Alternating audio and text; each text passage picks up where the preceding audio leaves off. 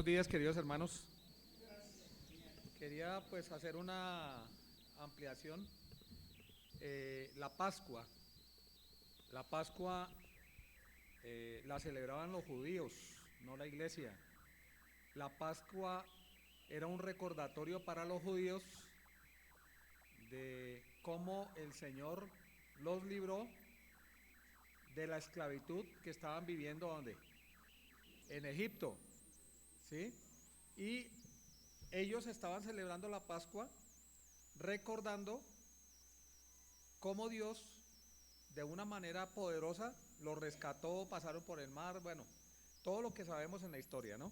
La iglesia no debe celebrar la Pascua, porque la iglesia, cuando se celebró la última Pascua, se inauguró y se dejó de parte de Dios instrucciones para la iglesia, ¿sí? Y por eso el Señor dejó claramente establecido que cuando se habla del pan, se recuerda que el cuerpo de Cristo que fue herido por nuestras maldades, molido por nuestros pecados, que el castigo de nuestra paz fue sobre Cristo, y su sangre, que dice primera de Pedro, de parte de Dios, dice que es preciosísima, de mucho valor. Ahora, la iglesia debe celebrar la Pascua. La iglesia primitiva lo hacía el primer día de la semana, todos los domingos. Ese fue el formato de Dios para la iglesia. Recordar la obra de Cristo.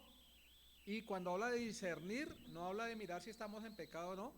Cuando vamos a venir a la iglesia debemos venir preparados. Y si no estamos preparados, debemos abstenernos, ¿sí? Si yo tengo un pecado con alguien, tengo que solucionarlo con él y arreglarlo con el Señor. Entonces, debemos venir preparados, es nuestra responsabilidad, es un mandato, pero el que lo haga en pecado, dice que algunos están debilitados y algunos duermen, habla de la muerte física, o sea, es algo serio. Ahora, la cena del Señor la debemos participar cada cuánto, cada 8 días, es lo que manda Dios. Y la cena del Señor nos hace recordar la obra de Cristo. ¿Hasta cuándo debemos de celebrarla? Hasta cuando Cristo venga. Hasta cuando Cristo venga. Ese es el mandato de Dios. Lo que decía Manuelito es muy cierto, ¿no?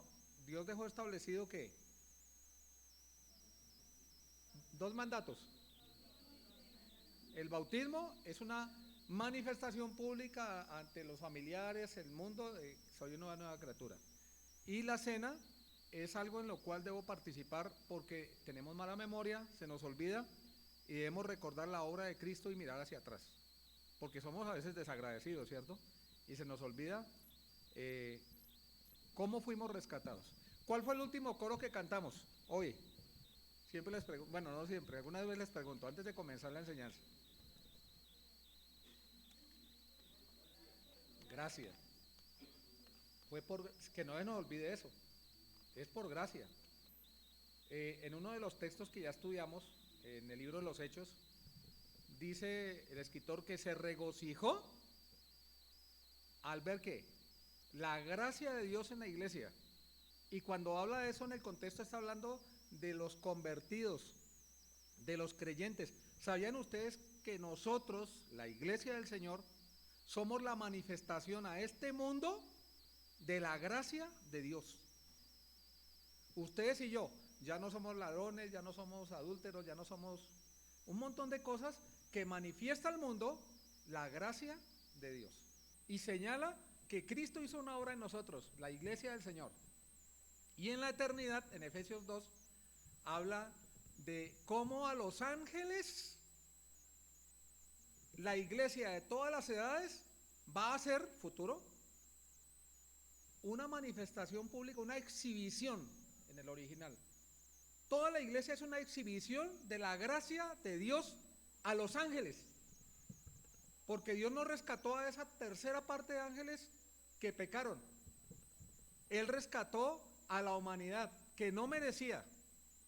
Y por eso dice, por gracia sois salvos. Eso nos trae ¿qué? Regocijo.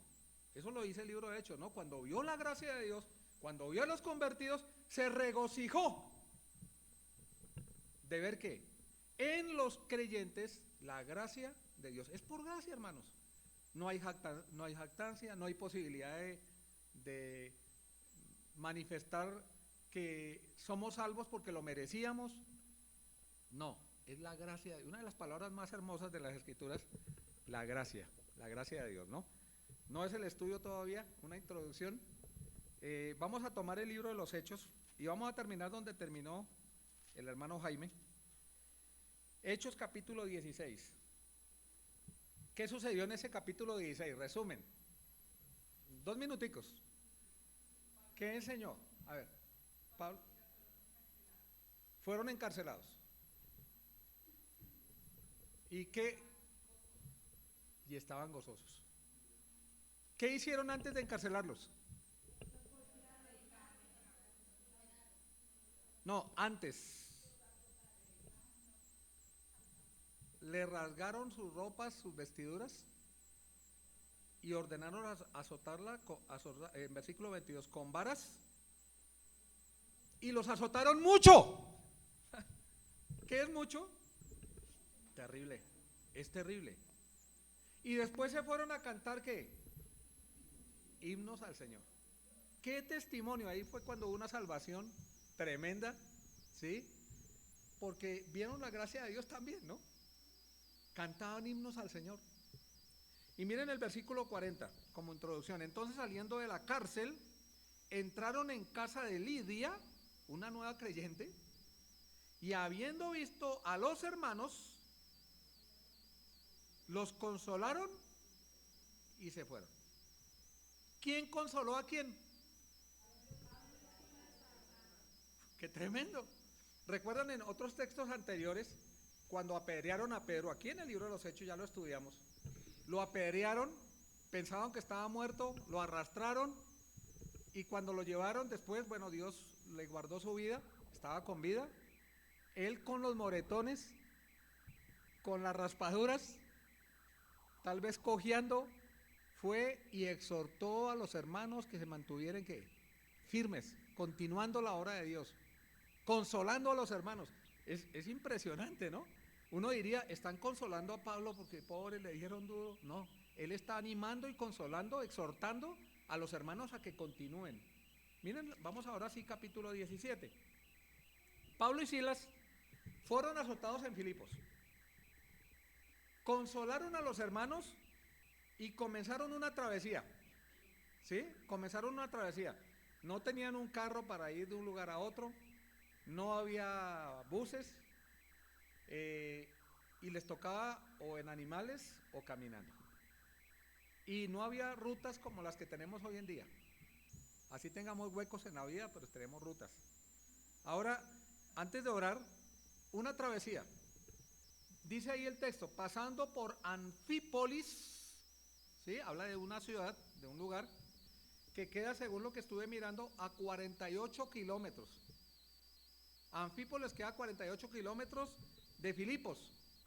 Ahora, ¿se imaginan 48 kilómetros? No en línea recta, no en una vida muy agradable, sino una travesía tremenda, 48 kilómetros. Muy seguramente se quedaron en algún lugar, compartieron el evangelio porque oportunidades tenemos. Ayer yo tuve la oportunidad, estaba haciendo un trámite en la casa, tuve una situación, me tocó devolverme, tenía discipulado acá, y luego me devolví y me encontré con un muchacho muy pobre con su hijo y lo invité a algo y le compartí el evangelio. O sea, nosotros podemos compartir, si lo hago yo, ¿cómo sería Pablo que no perdiera oportunidad? ¿Sí? Y saben, compartió el evangelio a esta gente, estoy seguro de eso. De paso, iban de paso. Después dice el texto, de Anfípolis, ¿a dónde salieron? A 46 kilómetros más. Pero iban ¿qué? Como una travesía. Había una meta, otro lugar donde llegar. Y de Apolonia llegaron ¿a dónde? Tesalónica. Tesalónica es un puerto marítimo, existe todavía, del mar Egeo, ¿sí? Esta ciudad fue fundada, históricamente hablando, 315 años antes del Señor Jesucristo. O sea, tiene muchísimo y todavía existe. Ahora, lo más triste es que no hay testimonios, no hay avisos de iglesias locales. Tienen que haber creyentes, porque creyentes hay en todo el mundo. pero así testimonios como lo hay acá, donde dice Iglesia Bautista La Serena, y bueno, iglesia, no lo hay. No, yo no conozco el lugar, pero he hablado con personas que han ido, que han conocido, y me han contado eso, ¿no? Y deben haber de pronto en casas algunos hermanos reunidos. Ahora, vamos a ver dos escenas hoy, dos escenas. La primera, una escena donde siempre Pablo estaba, la sinagoga. Y después en la plaza pública, en la calle, ¿sí? Y vamos a mirar a través de las escrituras algunas cosas que nos van a ayudar a nosotros, y voy a también tratando de sacar algunas aplicaciones. Yo sé que el Espíritu Santo de Dios también quiere que hablemos cosas puntuales para exhortarnos y animarnos y tomar decisiones de santificación. Vamos a leer el texto primeramente y luego vamos a orar. Hechos 17, versículo 1, la parte B. Ya leímos la primera parte, vemos que es una travesía, llegaron a Tesalónica. ¿Dónde había? ¿Qué cosa? Estuve mirando y habían más judíos en algunas ciudades que los del mismo lugar. O sea, los judíos fueron esparcidos, había muchos judíos por todos lados. Había muchísimos judíos. Y donde iba Pablo, siempre él hacía algo. Los que hemos estudiado y hemos seguido, ¿iba a dónde? A la sinagoga. Y hoy vamos a hablar un poquito de las sinagogas. Vamos a orar y voy a pedir a Eddie, si por favor nos guía desde allá, en oración. Y continuamos ya ahora con el estudio.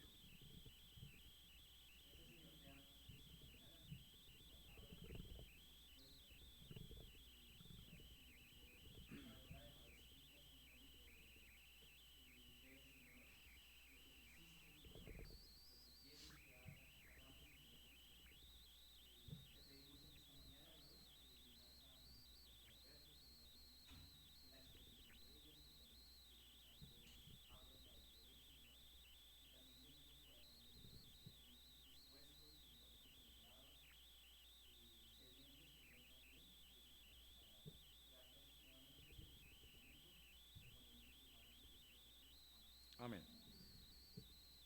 ¿Cómo se imaginan ustedes que eran las sinagogas? Si les hago preguntas, ¿qué da más? Si les doy información, de pronto los más pilas las toman y otros, como yo, que soy un poco despistado, pasa de largo. Entonces, ¿qué se imaginan o qué saben de una sinagoga?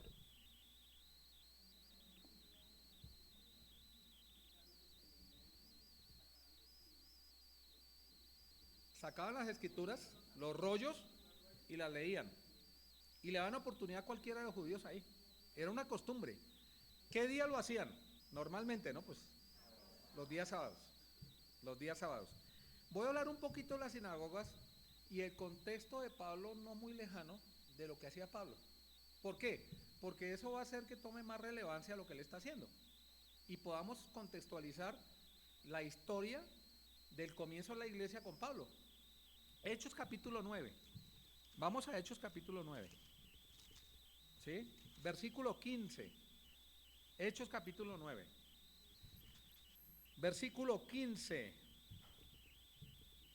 Fue cuando hubo un encuentro, ¿sí? Es más, voy a leer Hechos capítulo 9, versículo 1 mejor. Hechos capítulo 9, versículo 1. Saulo, que es el mismo Pablo, ¿sí? Que Pablo significa ¿qué cosa? ¿Recuerdan qué nombre? Que pequeño. Y él mismo decía, yo soy indigno y el más pequeño de todos, ¿sí? Saulo, respirando aún amenazas y muerte. ¿Contra quién? Los discípulos, Hechos capítulo 2, comenzaron, después de que vino el Espíritu Santo de Dios, ya lo hemos estudiado, a predicar el Evangelio. Y Pablo, como un búfalo, dice el original, estaba detrás de los creyentes, respirando, ¿qué? Amenazas. ¿Vino a quién? Al sumo sacerdote, la autoridad en las sinagogas. Y le pidió carta para ¿qué cosa? Para ir a las sinagogas de otras ciudades, porque sinagogas había por todo lado. Entonces tenía cartas como una autorización del gran sumo sacerdote, bueno, del sumo sacerdote, no gran, del sumo sacerdote. Dice, ¿para ir a dónde? En este caso, puntual, Damasco, pero era otros lugares. En este caso puntual era Damasco. ¿A fin de qué? Que si hallase a algunos hombres o mujeres de este camino, Jesucristo es el camino, la verdad y la vida. Habla de la iglesia, de los creyentes que ya habían. Los trajese ¿qué? Presos a Jerusalén. Entonces, ¿qué relacionamiento tiene Pablo cercano con las sinagogas? Era el que estaba ¿qué? Persiguiendo a la iglesia, llevaba las cartas, iba a los diferentes lugares. Aquí puntualmente habla de Damasco. Fíjense versículo 22 del mismo capítulo 9.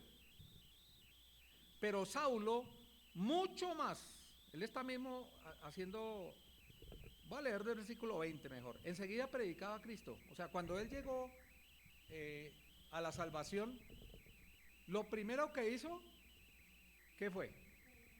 Predicar a Cristo. Cuando estamos en el primer amor, le compartimos, es mi experiencia, yo creo que la de ustedes también, a los familiares, a los amigos cercanos, a los compañeros de trabajo. Después a veces se va como opacando ese primer amor, ¿no? Que no debe ser, pero dice, enseguida predicaba a Cristo, ¿a dónde? En las sinagogas. Ahí comenzó Pablo, en las sinagogas, diciendo algo. Miren, Cristo es Dios. Cristo no fue un ser humano normal en el sentido, si era normal físicamente, pero no era un hombre común y corriente, era el mismo Dios. Y todos los que lo oían estaban ¿qué? Atónitos. Y decían, ¿no es este el que asolaba en Jerusalén a los que invocaban este nombre? Y eso vino, y a eso vino acá para llevarlos presos. Acá vino hace unos días atrás. Él llegó acá pero con cartas del sacerdote para llevar presos y para castigar y para torturar a todo aquel que se creyera seguidor de Cristo. Y ahora mire con lo que viene. Eso es lo que están diciendo ellos. Palabras más, palabras menos. Para ponernos en contexto. Vamos a mirar Hechos capítulo 18. Hechos capítulo 18. Solamente toco este, ya lo va a enseñar Eddie. Pero va a tomar versículo 8. Y Crispo, miren, cada vez que iba a predicar a las sinagogas y cada vez que predicamos sucede algo. Hay personas que llegan a Cristo o que rechazan. No es nuestra obligación salvar a nadie. El Espíritu Santo es el que hace la obra. Por eso en el libro de los Hechos les dice, todavía no vayan a hacer este mandato de ir y predicar. Espérense hasta que sean ¿qué? Que venga que el Espíritu Santo. Entonces dice el versículo 8, y Crispo, el principal de la sinagoga. Unos rechazaban, perseguían, torturaban, otros creían. Crispo fue uno de ellos. Algunos de ellos pasaron a ser ancianos de las iglesias. De pronto más adelante podemos ver otros textos, no hoy por el tiempo. Dice, creyó en el Señor con toda su casa. Miren, la influencia de un hombre piadoso, de una mujer piadosa, es que sus hijos, su prole, lleguen al Señor. Eso se va a ver patente cuando haya ¿qué? Un testimonio de Cristo en la vida de alguien. Porque el mejor laboratorio es la casa, mis queridos. En la casa conocen bien a Dubán los niños. Nosotros creemos que es un buen muchacho. No, es buen muchacho, ¿no? Lo conocemos, pero quien más lo conoce es su esposa y sus hijos. Y por eso yo puedo poner un sello que sus hijos van a ser salvos, si no llega Cristo antes. Es una garantía. Es una garantía. Estoy seguro de eso, es mi convicción. No lo dice la Biblia puntual, pero lo he visto. Cuando hay un testimonio de que hay un temor de Dios en los padres, que hay un seguimiento a Dios en las situaciones que sean, los muchachos dicen, Cristo es real. Pero cuando un padre o una madre están viviendo una vida por allá no muy espiritual, se le nubla la visión a los muchachos y dicen, este es el Dios de mi mamá, el Dios de mi papá. Y entonces por esa causa muchos muchachos, por el papá que hizo algo terrible, la mamá, no quieren saber de Dios. Pero qué tremendo, aquí dice que creyó con toda su casa. Con toda su casa. Y muchos de los corintios, oyendo, creían y eran bautizados. Otro texto, capítulo 22 de Hechos, versículo 21. Pero me dijo, ve, porque yo te enviaré lejos a los gentiles. ¿De quién habla? Pero sin embargo, Pablo siempre, lo primero que hacía, ¿qué era? Y él manifestó su amor por los de su nación. Es más, dijo, quisiera yo ser ¿qué? Maldito. Anatema significa maldito. Ahora era imposible porque él era hijo de Dios, pero en su corazón había un peso. Y nosotros debemos tener un peso también por nuestros familiares, por los cercanos, por nuestra nación. Un peso para predicar el evangelio. Y que no pare ese peso hasta que el Señor nos lleve. Continuamos, otro texto, 26, Hechos, versículo 9 al 11. Y muchas veces cuenta aquí Pablo ante Agripa, hace una exposición de su testimonio. Él contó su testimonio y dice, miren, yo antes y ahora, antes hacía esto. Yo ciertamente había creído mi deber, versículo 9, hacer muchas cosas en su celo, en su ceguera, por no reconocer que Cristo es Dios. Él consideraba un deber perseguir a la iglesia. Y dice, contra el nombre de Jesús de Nazaret, lo cual también hice en Jerusalén. Yo, dice Pablo, encerré en cárceles a muchos de los santos, habiendo recibido ¿qué? Poderes de los principales sacerdotes. Y cuando los mataron, yo di mi voto. ¿Recuerdan el capítulo 8 al final? De Esteban. Él vio cuando Esteban estaba ¿qué? Clamando por que no les tomara el pecado de haberles matado a él. Y murió a los pies de ¿quién? De un jovencito, Saulo.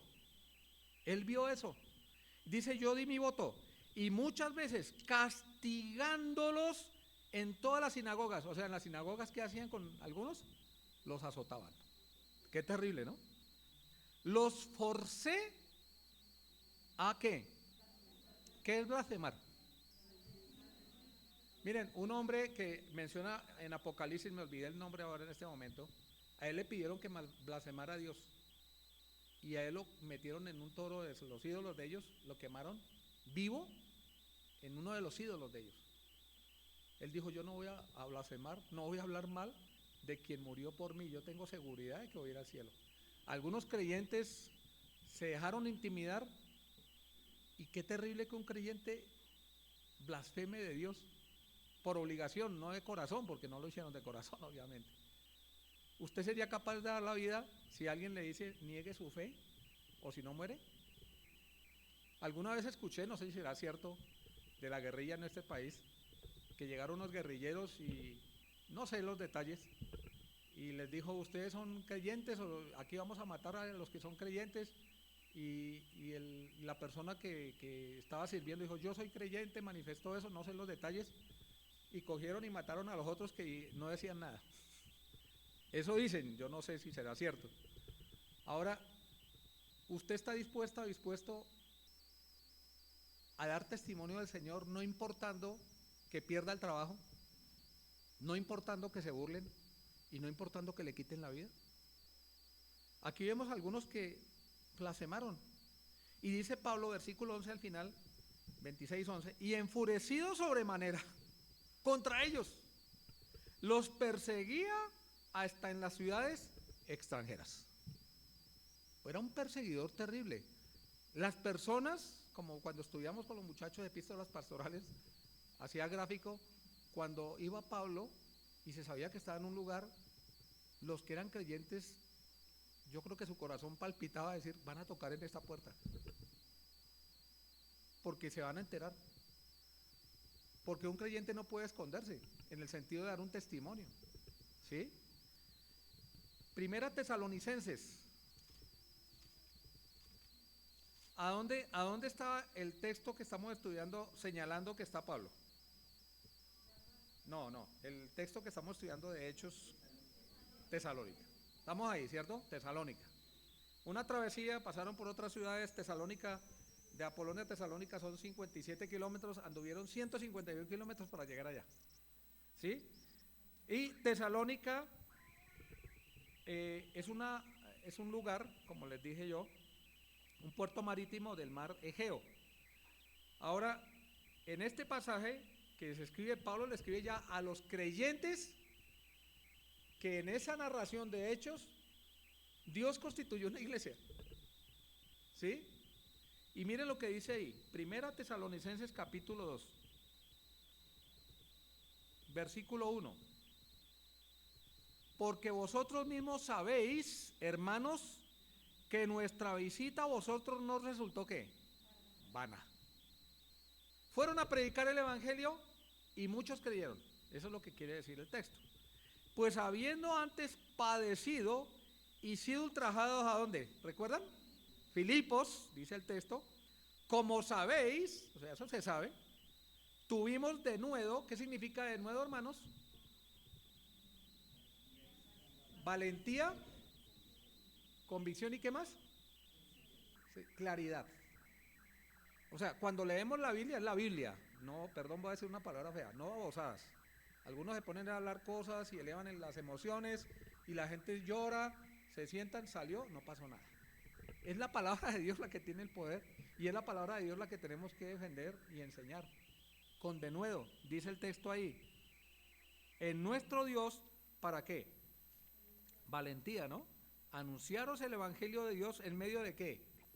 De oposición, dice ahí. Gran oposición.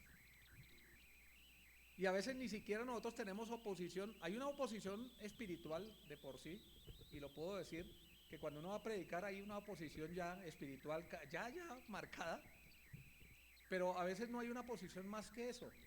Y sin embargo no pasamos esa barrera y por eso no predicamos el evangelio.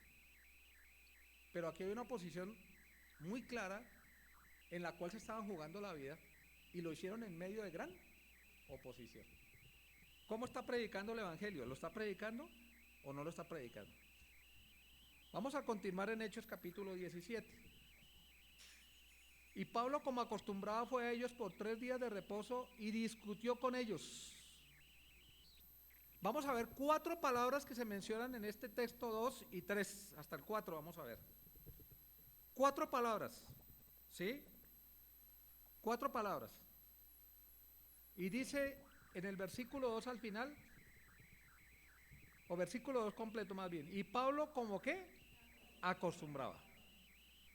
Fue a ellos y por 3 días de reposo, ¿qué quiere decir esos 3 días de reposo? 3 sábados. Entonces pasó un sábado, otro sábado, porque él sabía que se reunían, y otro sábado. Qué cansón, ¿no? Pero queda marcado. Quedaron allá impactados con la primera parte de la primera visita de Pablo. ¿No es este el que azotaba? ¿No es este el que perseguía? Y ahora mire. Ahora, el primer sábado pasó eso. Pero hay 4 palabras que nos dice qué es lo que hacía Pablo. Y eso, escúchenos sobre todo los que enseñamos. Muy detalladamente, es muy importante.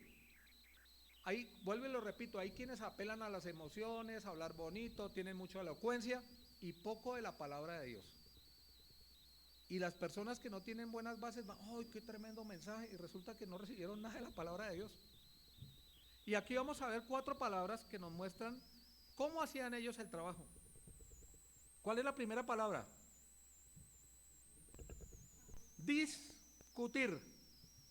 Versículo 2. Discutir.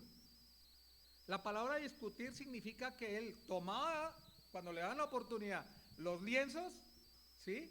La palabra de Dios, las escrituras, y razonaba con ellos con las escrituras. Tomaba todo el Antiguo Testamento. En ese entonces no estaban ni Mateo, ni Marcos, ni Lucas, ni Juan, Hechos, bueno, ninguno de esos libros. Pero él apelaba con los judíos al Antiguo Testamento. Y la palabra discutir significa que razonaba con las escrituras, el Antiguo Testamento. Y que decía por completo, o sea, hacía un seguimiento, si hablaba de Cristo, ¿a dónde se menciona Cristo en las escrituras? Toda la Biblia es cristocéntrica. Primeros pasajes de donde se menciona Cristo. Génesis ¿qué? 3, ¿qué dice Génesis 3:15?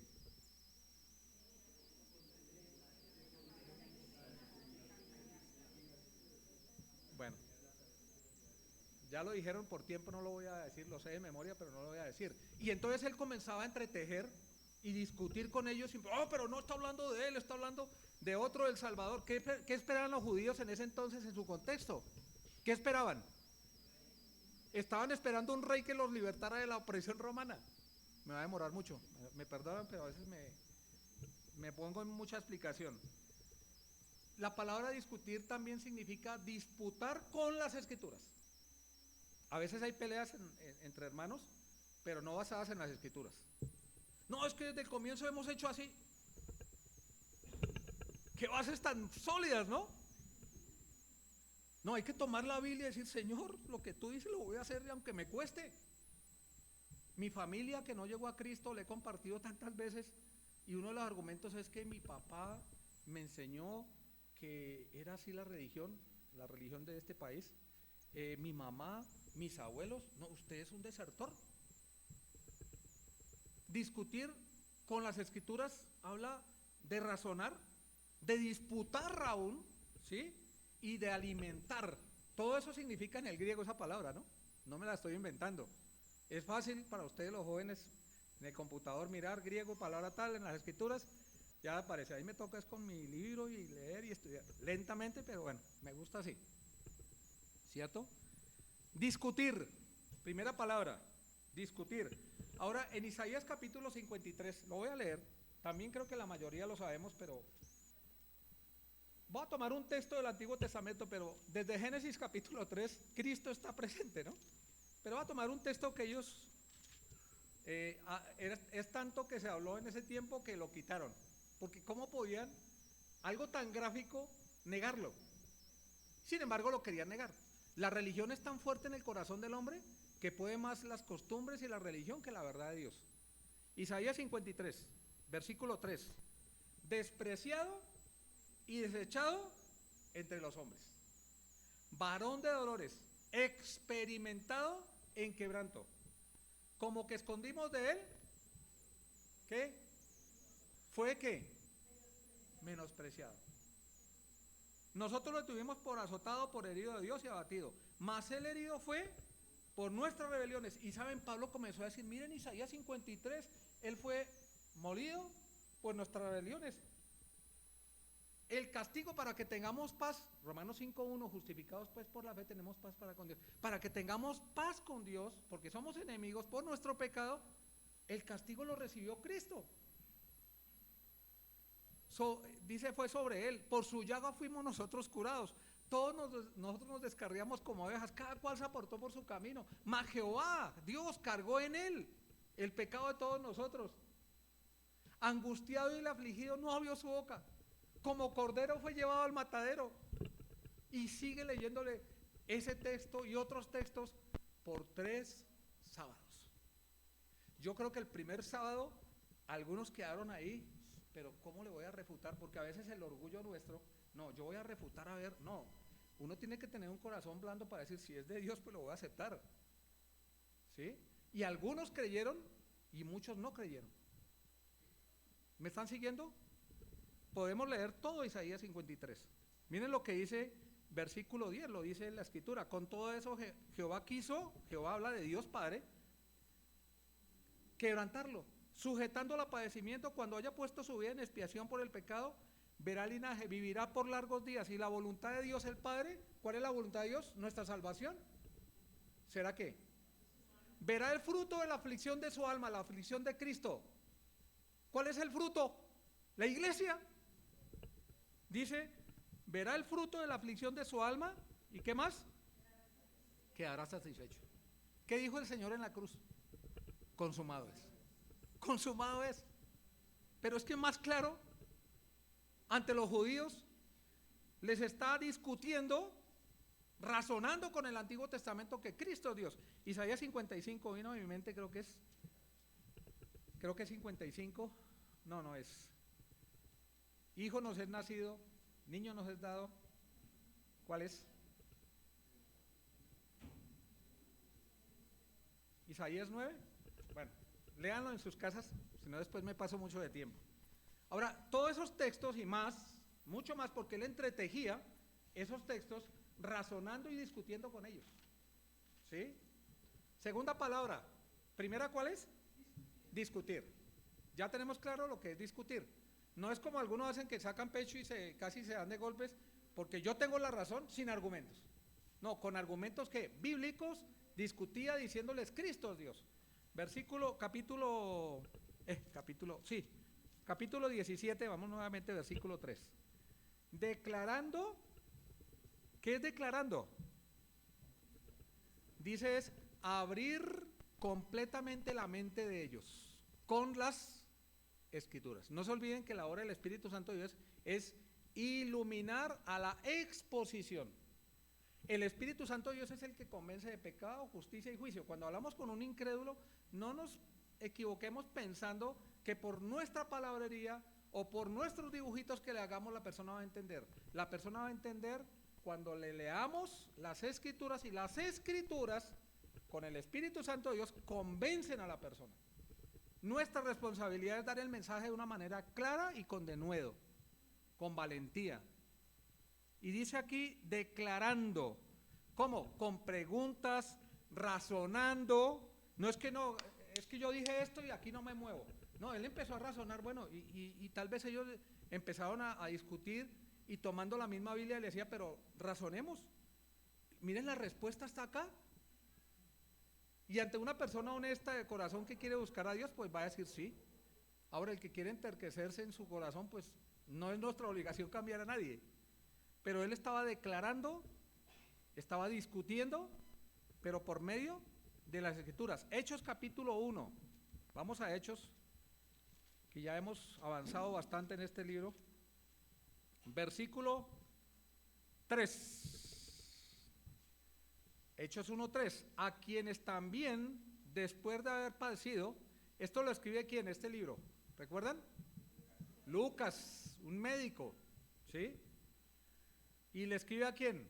A un hombre llamado ¿qué? Y en otro libro dice excelentísimo, o sea, un hombre que tenía poder en ese tiempo, ¿no? Dice, a quienes también después de haber padecido se presentó vivo con muchas ¿qué? ¿Qué es indubitable? Innegables. Pruebas indubitables. Dice, apareciéndose durante 40 días y hablándole acerca del reino de Dios. ¿De qué habla acá? ¿Pero de quién habla?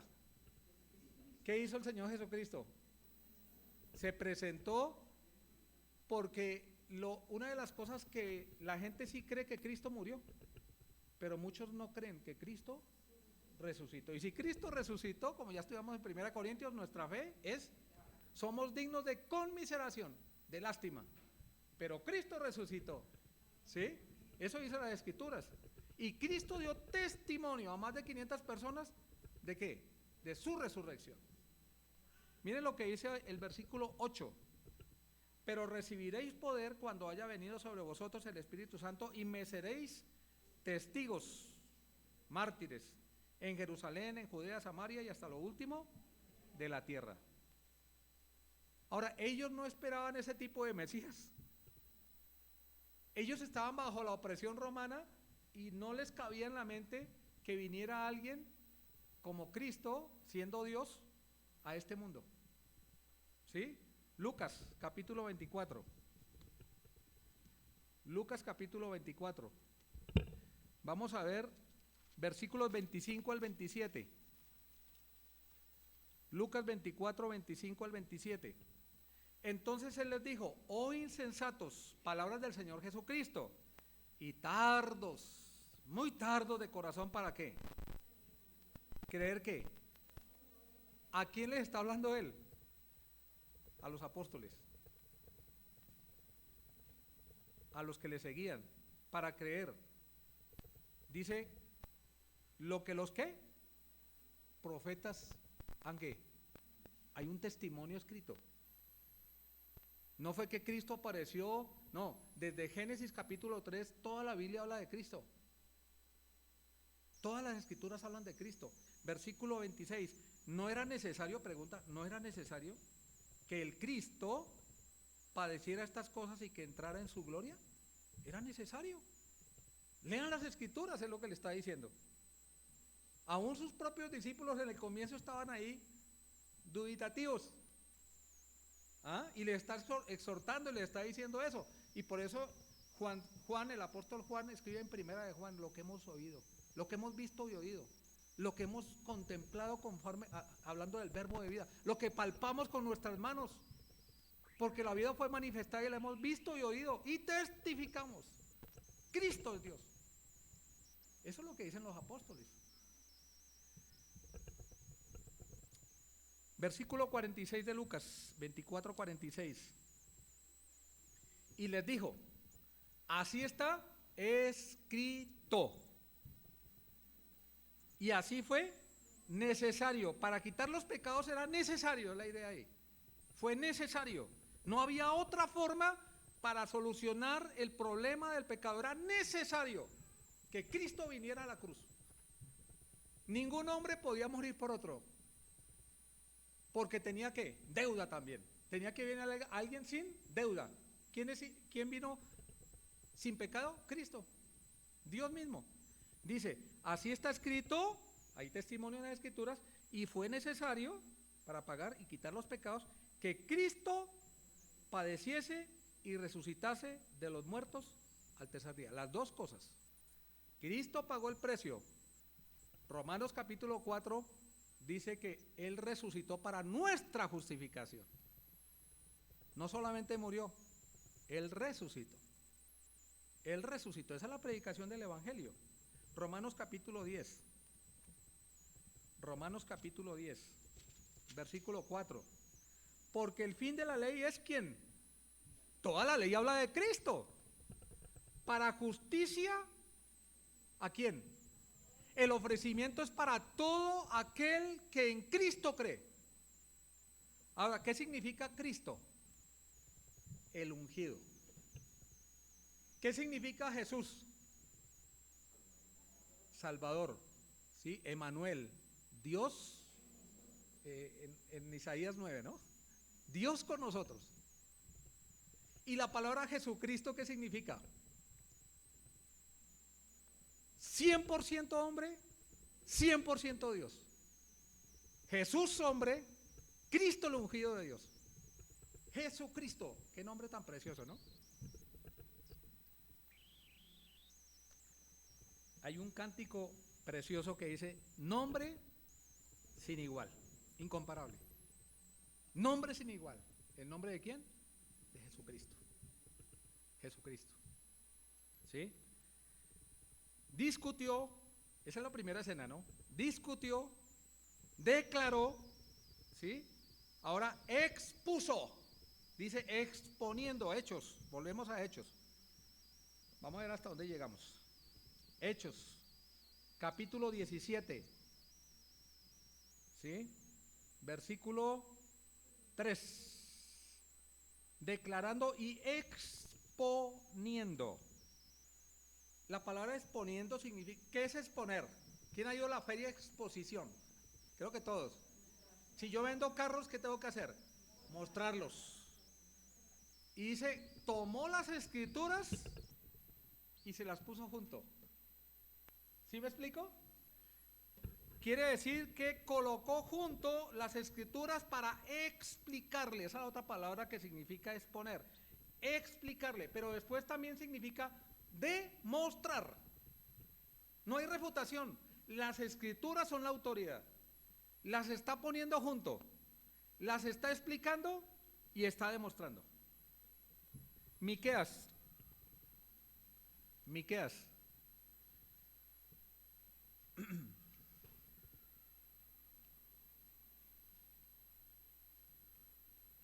Miqueas, a ver dónde está, capítulo 5.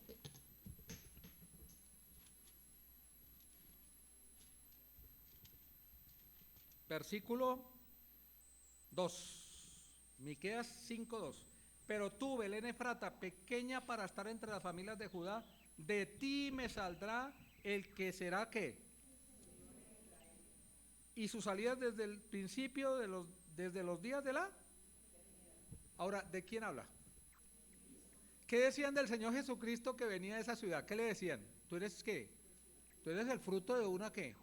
¿Recuerdan? Acusándolo de fornicación. ¿De Belén va a venir algo bueno? ¿No leían las escrituras? ¿No entendían? Y entonces Él les expuso, les explicó y les demostró que venía de Belén. Y mucho más textos, eso es no nada más. Pero Pablo, con la guía del Espíritu Santo de Dios, el conocimiento que tenía, les exponía, ¿sí? Tú, Belén Efrata, pequeña para estar entre las familias de Judá, de ti me saldrá el que será Señor en Israel. Y sus salidas son desde el principio, desde los días de ¿qué? Cristo es eterno, Cristo no fue creado, Él es autoexistente. ¿Recuerdan cuando lo fueron a entregar y dijo, yo soy, y se fueron de espalda? Yo soy, ¿qué significa? ¿Cómo? El eterno Dios, el autoexistente Dios. Aunque no nos quepa en la mente, ¿no? Perdón porque se me cayó la tapita. El existente Dios, ¿sí? Autoexistente Dios.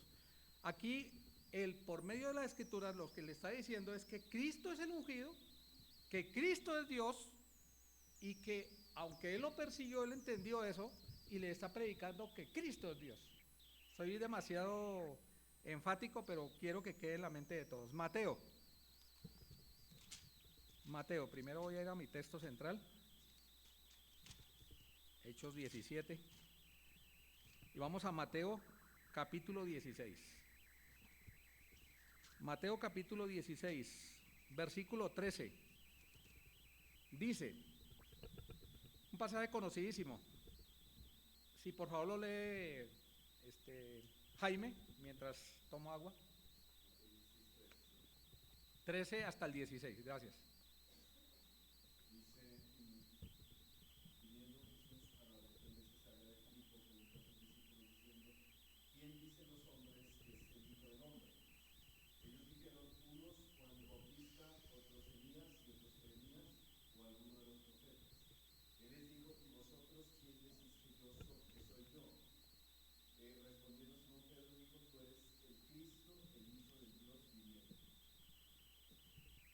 El Cristo, el Hijo del Dios viviente.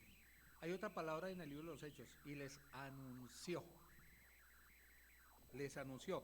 Significa proclamar, divulgar. Cristo es Dios. Nosotros debemos anunciar a otros que Cristo es Dios, que en Él hay salvación. ¿Sí? Juan capítulo 20.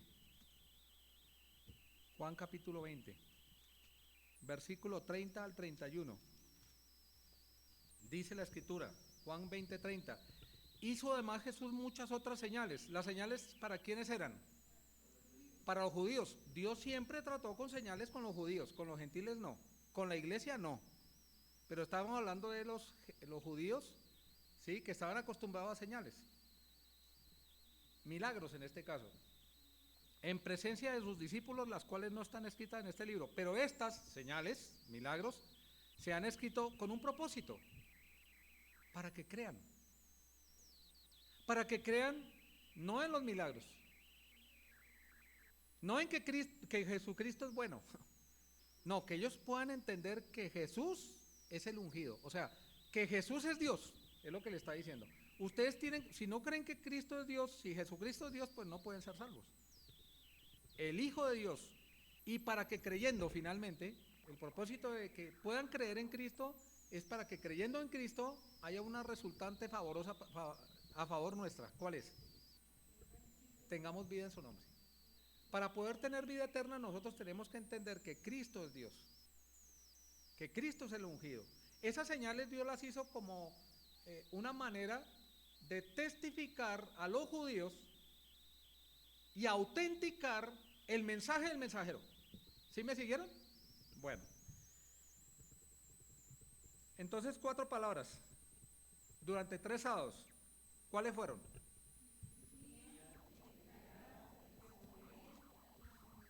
Y anunciar. Versículo 4 al final.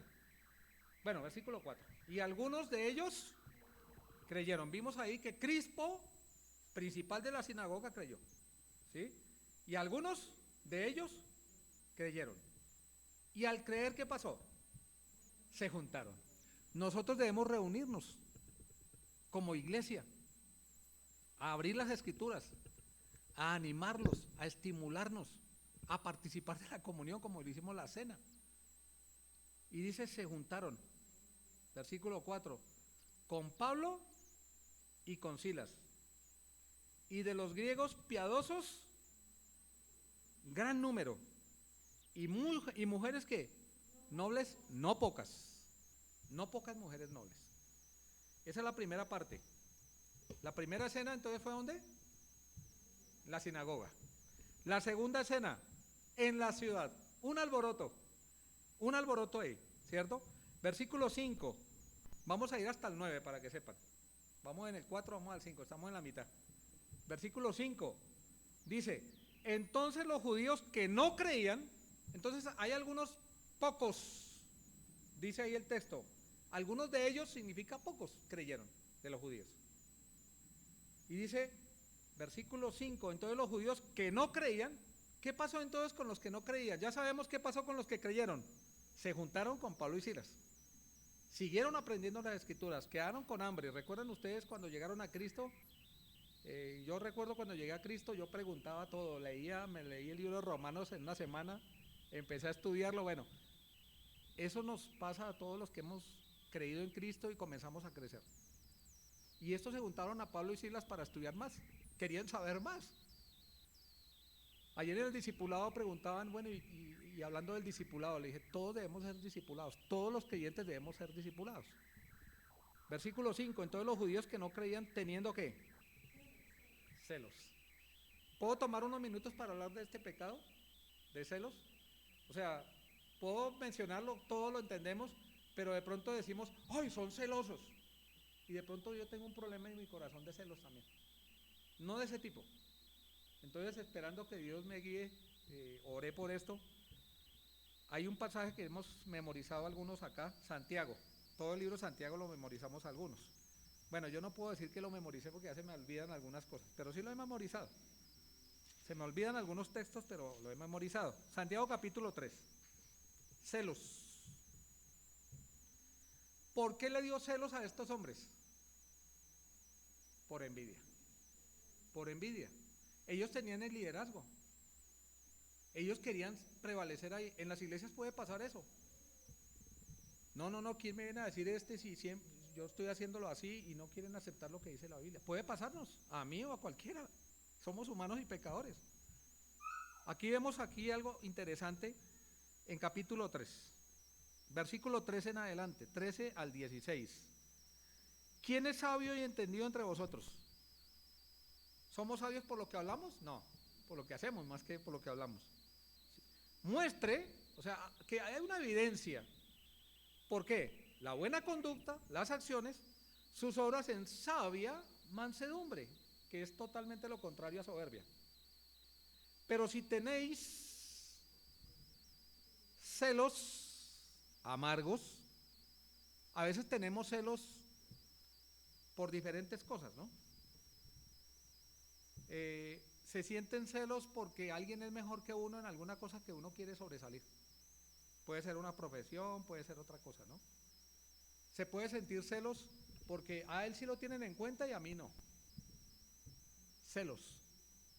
Entre los jovencitos, oye, es que ella es más bonita que yo y entonces, no, eso no, celos. ¿Sí? Hay celos. Pero si tenéis celos amargos y contención en vuestro corazón, no se jacten. No mientan contra la verdad. Porque esta sabiduría, como fuente, no es de Dios. Es terrenal, es animal y es diabólica. ¿Sí? Porque donde hay celos y contención, allí hay ¿qué? Si usted tiene celos por algo, por alguien, está perturbado. Está perturbado. Yo he escuchado palabras, hemos escuchado palabras como es mejor sentir que sentirlo, sentir envidia, eso es prima hermana, ¿sí? Y eso es una mentira terrible, un engaño terrible, ¿no? Nosotros no debemos tener ni envidia ni celos con nadie. La envidia es prima hermana del celos. Y habla de la sabiduría que es pura, después pacífica, no voy a hablar más de esos detalles, pero quiero mencionar otros pasajes de esa misma palabra. Hechos capítulo 7. Hechos. Vamos a Hechos. Capítulo 7. Versículo 9. Hechos 7:9. Los patriarcas, habla de la familia de la descendencia de Abraham, después ¿quién? Isaac, después Jacob. Jacob tuvo ¿cuántos hijos? 12.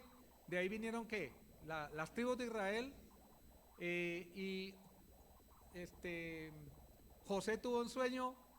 En ese sueño se le inclinaban sus hermanos y su papá, en la traducción, y los hermanos comenzaron a tener ¿qué? Envidia, celos. Dice aquí, haciendo alusión a ese tema, en el pasaje que les dije, versículo 9, los patriarcas movidos por envidia, por celos. Miren, cuando uno tiene envidia, cuando uno tiene celos, se enceguece.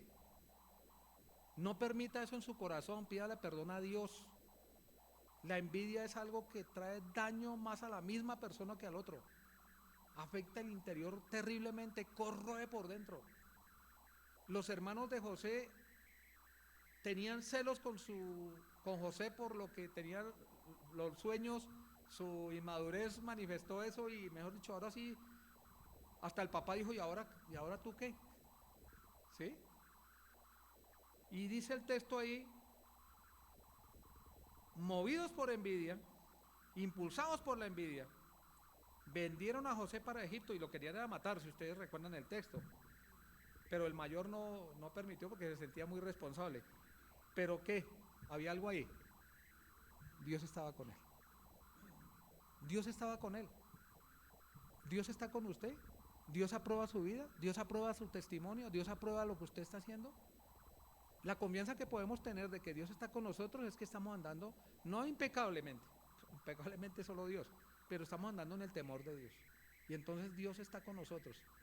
Y si vamos a los textos, que no voy a ir por el tiempo, Génesis capítulo 37 es un capítulo espectacular para aprender muchas cosas. Vemos que lo vendieron por envidia. Y en el capítulo final del 50, José les dice, ustedes pensaron mal contra mí, pero Dios lo encaminó para preservar al pueblo. Ellos inventaron que el papá les recomendó, miren hijos, hablen con su hermano que no los vaya a matar por venganza, porque él no los ha matado es para no causarme dolor. Entonces eso se lo inventaron ellos, le dijeron al hermano, y él les dice que después de que le dijo esas palabras, lloró con ellos y los consoló. Qué corazón de este siervo, ¿no? Y cómo actuamos nosotros frente a una persona que tiene celos conmigo, con usted. ¿Entramos en rivalidad o vemos su estado espiritual lamentable y tratamos de ser de bendición? Claramente José sabía que le tenían envidia. José maduró muchísimo y José miró a Dios. Ustedes lo pensaron mal contra mí, pero Dios lo encaminó para bien y los consoló. Que tengamos ese corazón, mis queridos, y podemos ser bendición a otros. De lo contrario, entramos en pugnas, rivalidades, como la iglesia de Corinto, que era una iglesia carnal, donde unos peleaban con otros, decían cosas, se gritaban. Celos, que no producen nada, ¿no?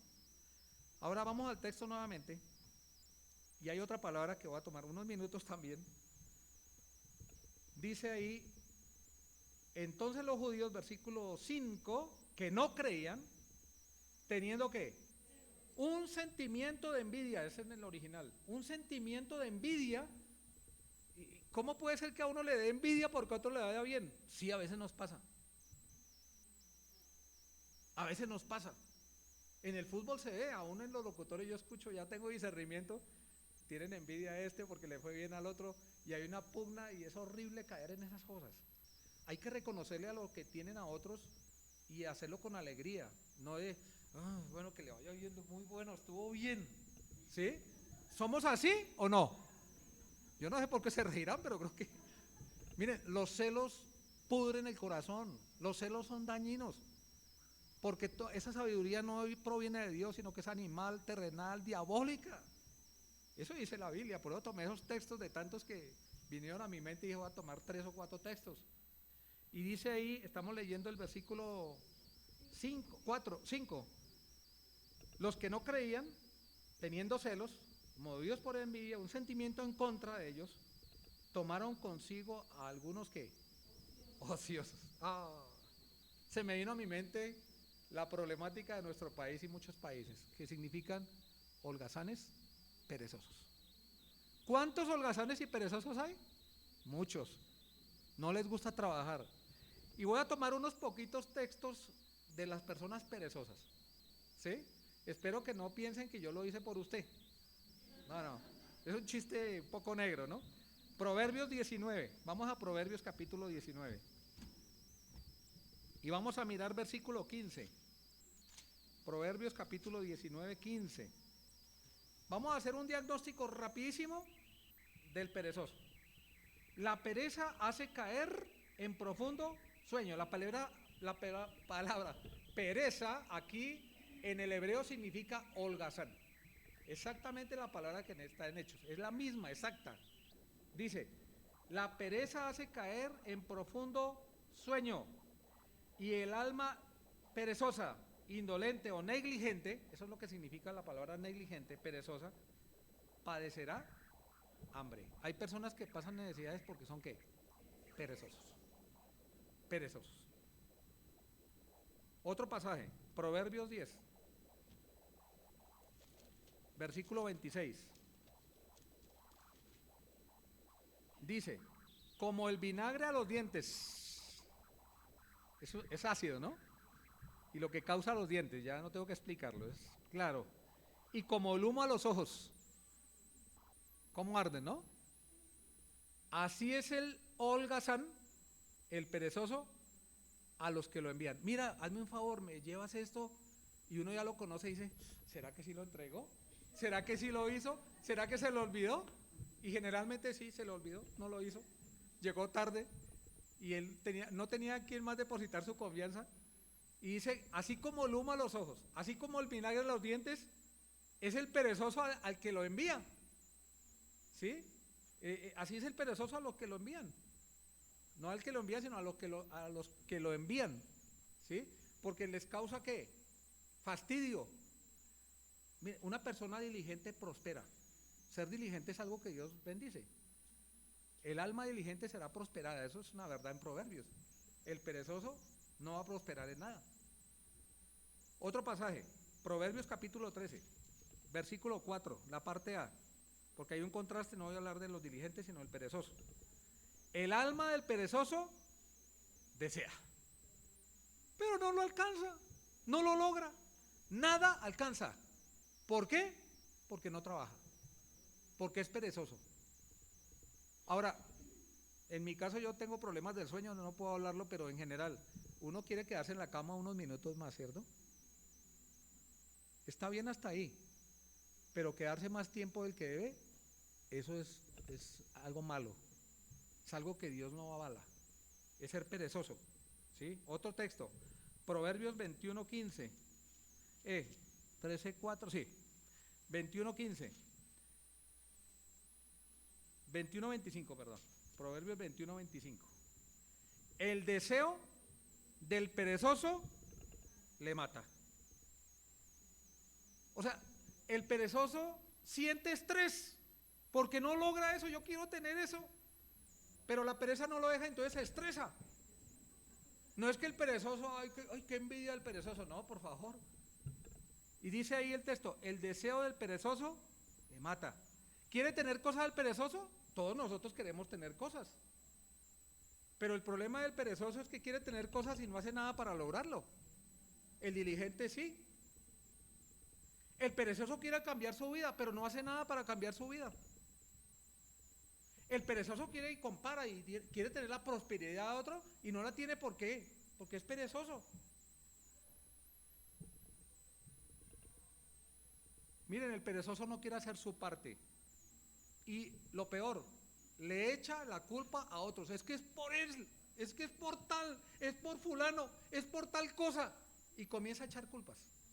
¿Sí? O le dice, es que qué mala suerte la mía.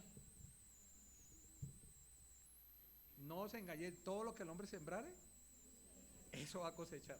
Eso es una verdad. No reconoce que la ociosidad es un vicio, que es un pecado y que lo tiene dominado. Es un pecado. ¿Sí?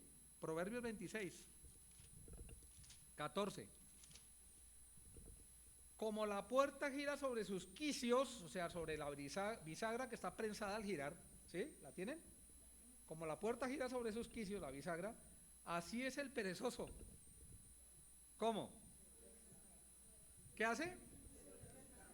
Da la vuelta. Da la vuelta. ¿Cuál es la prioridad entonces del perezoso? Descansar. No, yo tengo sueño.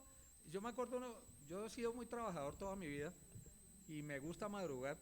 Me acuerdo de un maestro que tenía problemas de la iglesia de pereza y a mí me cuesta un perezoso mucho.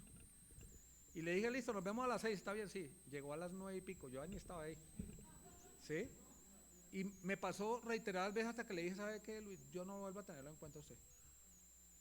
Y pasando necesidades, le dije, ¿por qué no se levanta temprano? Y no, es que me cogió el sueño, que qué pena que... ¿Ah? Y excusas. Ahora, a veces el perezoso se cree sabio, ¿sí?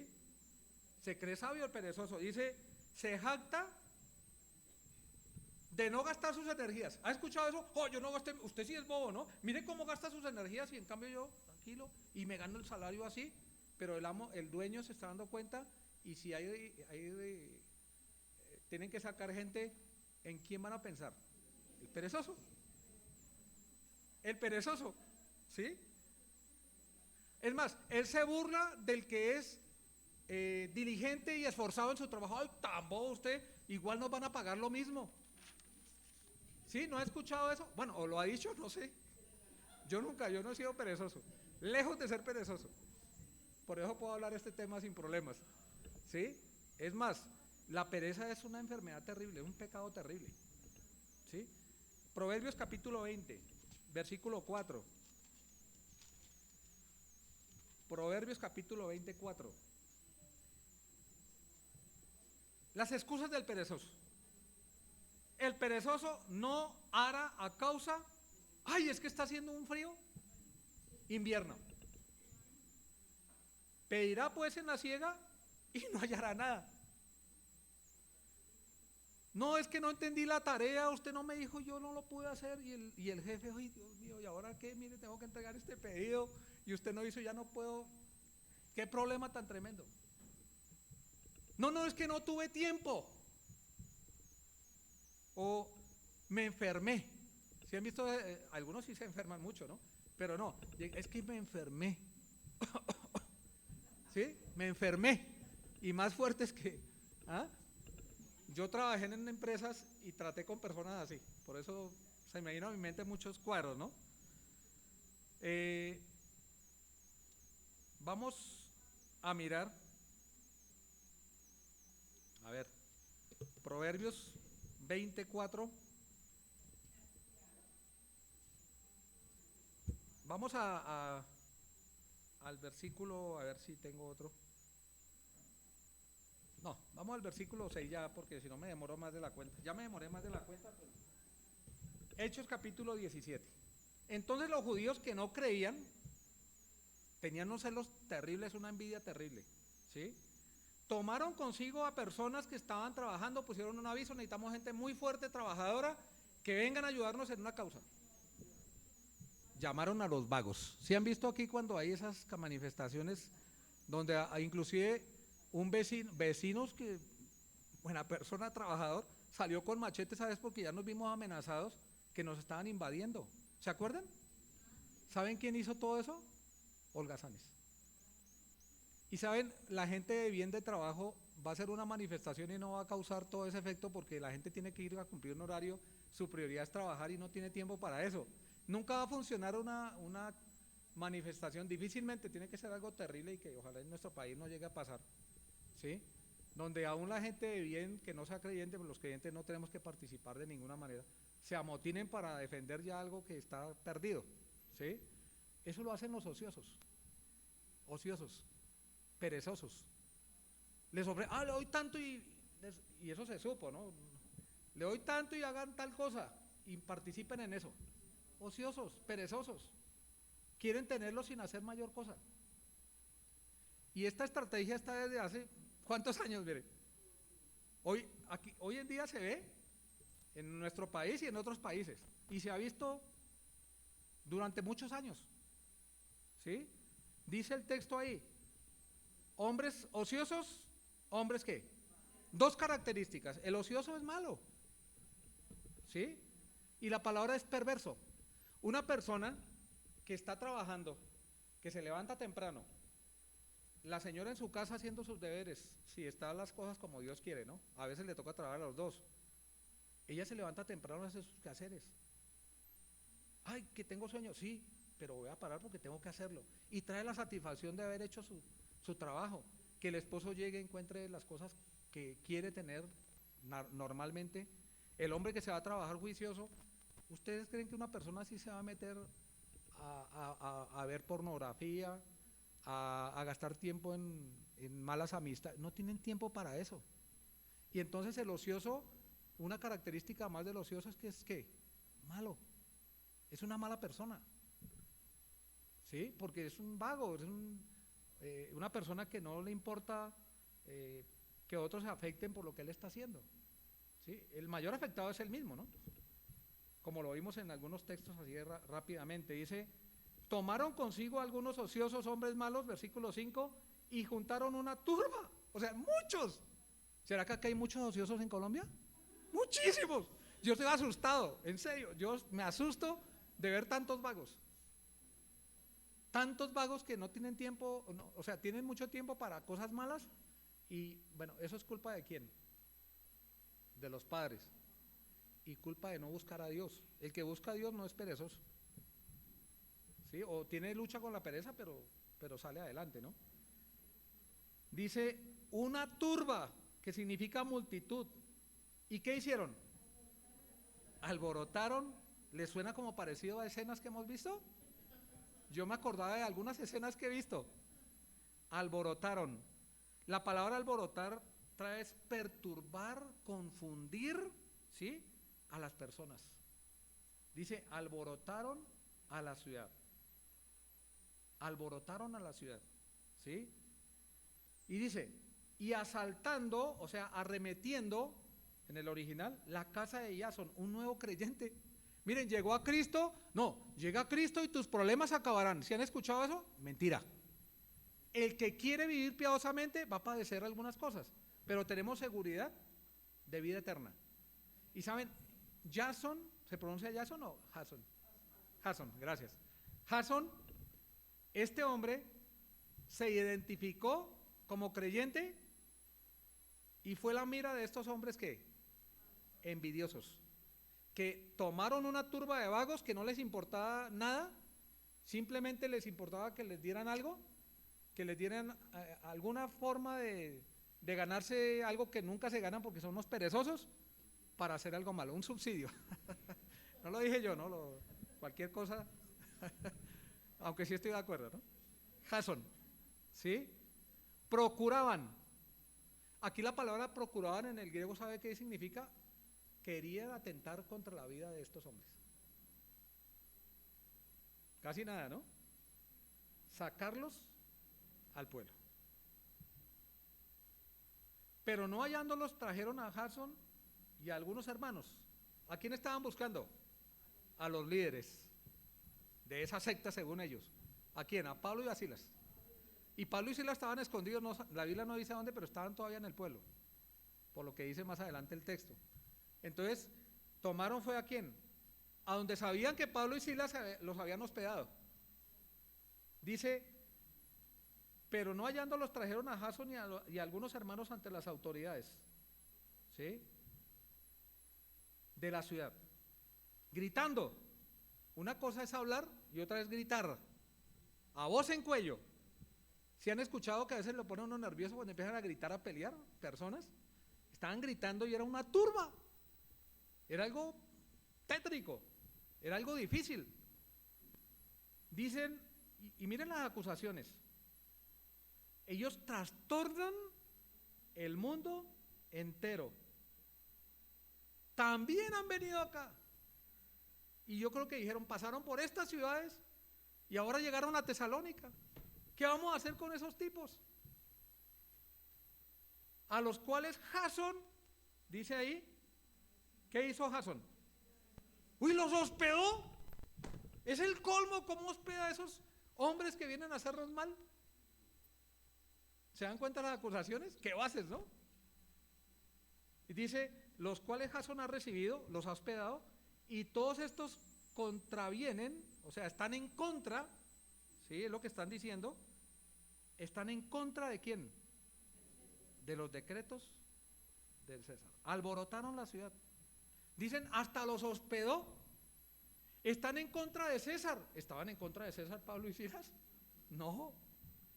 Pero estaban disfrazando eso y el pueblo creyó porque estaban alborotados, porque algunos ociosos, pagados por estos hombres judíos celosos, movidos por envidia, eran los promotores intelectuales de esto.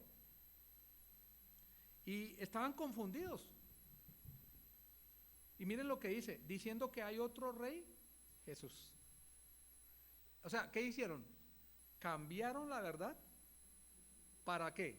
Distorsionarla, engañar, y por los celos de estos hombres que fueron los que promulgaron todo, lograr el acometido, matarlos, que era lo que querían matar a Pablo y Silas. Versículo 8, y alborotaron al pueblo y a las autoridades de la ciudad, oyendo estas cosas. ¿Alborotaron a quién? ¿Y a quién más? A las autoridades. La palabra alborotar habla de confundir, perturbar, alarmar. Y dice el versículo 9, pero obtenía fianza de Jasón y de los demás, lo soltaron, lo soltaron. Primera escena, ¿dónde? Las sinagogas. Segunda escena, en la plaza con el pueblo, ¿sí? Ya vimos qué pasó. Quiero terminar con un pasaje, Segunda Tesalonicenses, capítulo 1, versículo 3 hasta el 12, vamos a leer. Primera Tesalonicenses, capítulo 1. Segunda. Desde el versículo, vamos a leer desde el versículo 1. Pablo, Silvano y Timoteo. Antes era solo Pablo, ¿no? Ahí vino agregando la lista, ¿no? De los discípulos. A la iglesia de los, ya es iglesia, ¿no? Tesalonicenses, una isla. En Dios nuestro Padre y en el Señor Jesucristo. Así se escribían las cartas. Hoy en día cuando uno escribe al final pone uno el nombre. Gracia y paz a vosotros. Primero siempre la palabra gracia antes de la paz, porque la gracia vino primero y luego el resultante fue la paz. De Dios nuestro Padre, la fuente de Dios, y del Señor, la paz y la gracia que tenemos es por Cristo. Pero comenzó primero la gracia. Versículo 3. Debemos siempre dar gracias a Dios por vosotros, hermanos, como es digno, por cuanto vuestra fe, primero, fe, ¿va qué? Ya hay un testimonio. Segundo, y el amor de todos, segunda palabra, el amor, y cada uno de vosotros abunda para con los demás. Versículo 4, tanto que nosotros mismos nos gloriamos de vosotros en las iglesias de Dios, en diferentes lugares, por vuestra ¿qué? Tercera, paciencia. ¿Y qué? Y fe. En todas vuestras, ya no era solo Pablo que lo perseguían, ya no era Timoteo solamente, eran los creyentes a los discípulos del Señor. Y dice, y tribulaciones que soportáis. Versículo 5, esto es demostración del justo juicio de Dios para que seáis tenidos por dignos del reino de Dios. No que por ser perseguidos vamos a obtener la salvación, no, la salvación es por gracia, pero el hecho de ser perseguidos es un testimonio público de nuestra fe, nuestro amor, ¿sí? Nuestra paciencia en espera del Señor.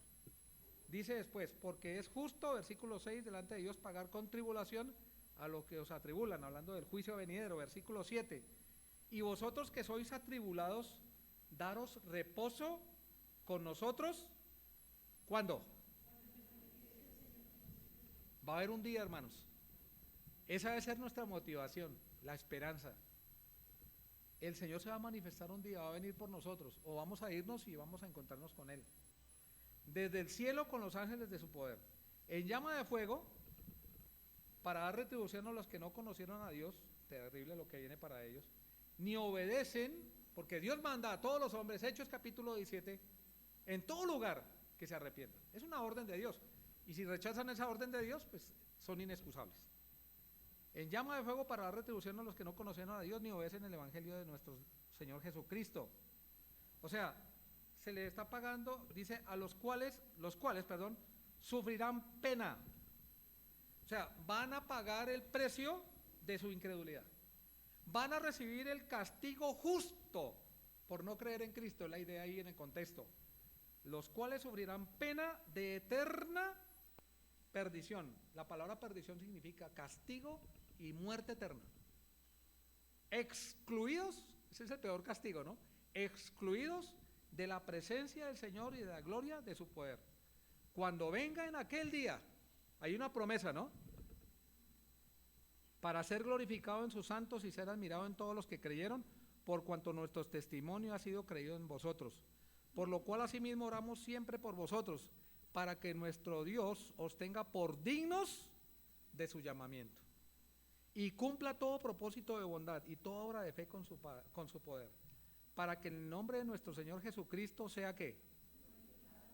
Glorificado en, y vosotros en, no con, aclaro, la Biblia está claro, en, no con, dice, y vosotros en Él, por la gracia de nuestro Dios y del Señor Jesucristo.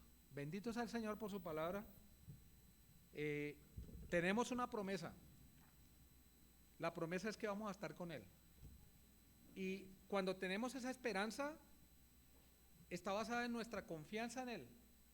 Y cuando tenemos esa esperanza y nuestra confianza en Él, vamos a amarnos unos a otros, como se menciona ahí en Tesalónica. Entonces, miren, nuestro tiempo en este mundo es tan corto que ya soy viejo. Ayer mi hermana mandó unas fotos ahí de cuando éramos jóvenes y yo dije, yo ya ese tipo, uy, no me parezco. Y ya no me parece uno nada, ¿no? Se ve lejanamente la juventud. Pero como yo les contesté, yo que he compartido y aprovecho, le dije, este hombre exterior se va desgastando y el interior se va renovando de día en día, ¿no? Y es verdad de nosotros. Algún día vamos a estar con el Señor. ¿Tiene esa fe usted 100%? Y si no la tiene, puede creer en el Señor. La Biblia dice que el Señor Jesucristo murió por sus pecados, que Él anuló el acta de los decretos que nos era contraria y las clavó en la cruz, y que toda la ira del Padre cayó sobre Cristo, para que todo aquel que en Él cree tenga vida eterna.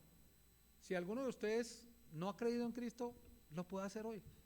Decir, yo reconozco que soy pecador, yo creo que Cristo murió por mis pecados y te pido que me salves. La salvación es por fe y por gracia, no tengo que hacer nada, es un regalo. ¿Sí? Vamos a terminar orando. Voy a pedir a don Manuelito si por favor nos guía aquí al final y que Dios les bendiga, hermanos.